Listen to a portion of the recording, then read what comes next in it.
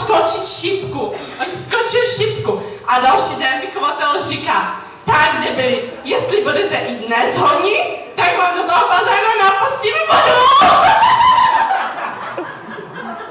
Dobrý den, tak se směje ta slečna.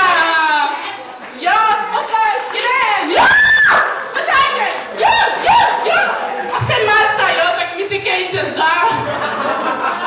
Tak jdem, a Marta, jdem, Marta, Marta celá Marta, jo, Marta celá Marta, jo. Vy jste pasivní, to se mi nelíbí takové publikum.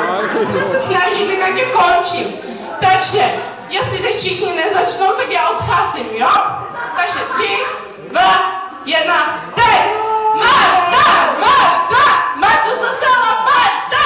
Marta znacela Marta! Jeden vy! Tak já odcházím, zdar. Máte jednu šanci. Jestli jediný z vás nepromluví, tak já odcházím, zdar.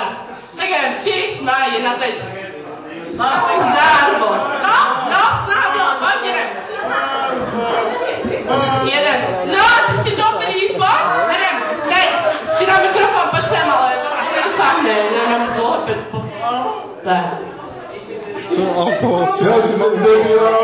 Ne, ty máš žvat Marta znacela Marta.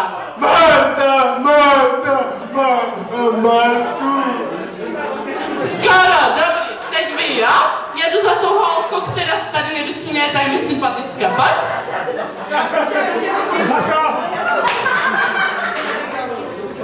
Pojď za mnou, slečno, pojď. Jdem. Marta! Tak já jdu domů, zdar. Kdo mě tady chce, ať hlasuje teď? Tak zdar. Prosím. Já jsem nikdy neměl takové publikum, mně se to strašně líbí. Já jsem jinak stydlivá, ale dnes je to super. Vy jste super publikum, ale myslíte, že vám Marta, jo? Tak jdem, si to nacvičíme, jo? Zkuste to. Marta, jeden. Neslyším hobluj, ale Marta.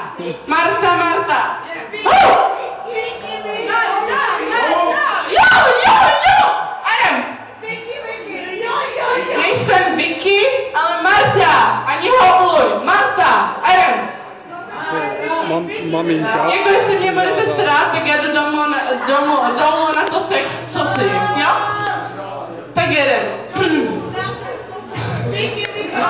Žádné Vicky, ani hobluj, ale Marta. Martu zná celá... Honza, pojď sem.